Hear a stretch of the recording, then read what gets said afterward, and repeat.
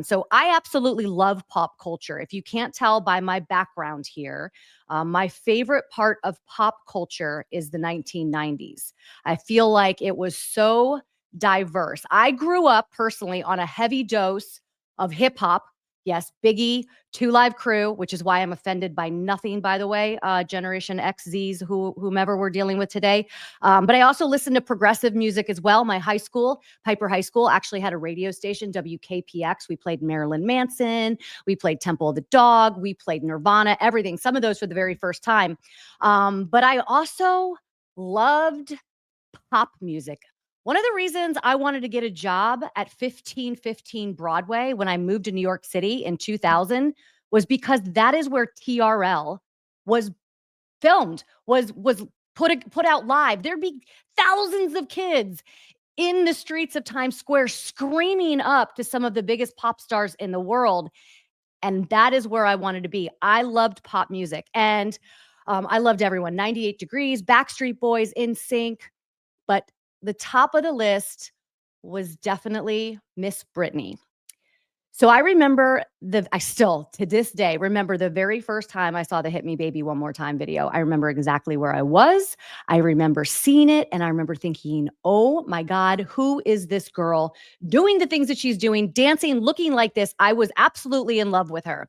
Back then, we didn't have Instagram to follow her. We had to watch her on MTV. They had things like Making the Video, which I watched every single one.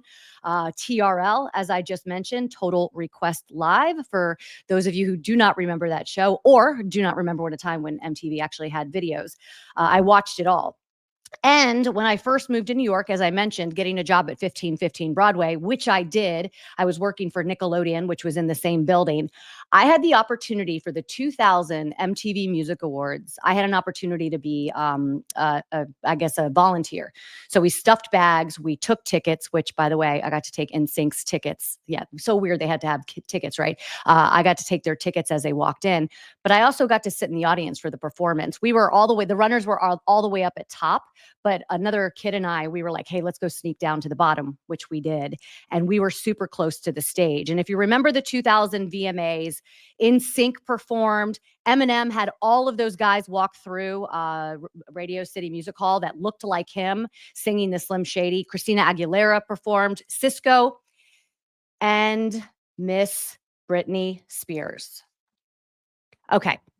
So I was so close to her when she came out and she started singing, I Can't Get No Satisfaction. In fact, I could see that she was having this little wardrobe malfunction from my seat.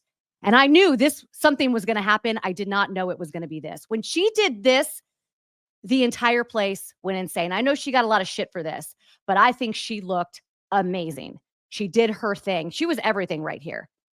Unfortunately for Britney, there were so many, oh my God, she's just so beautiful. I don't know how you don't think she's beautiful. I don't know how people gave her hell for this. She just looks fantastic.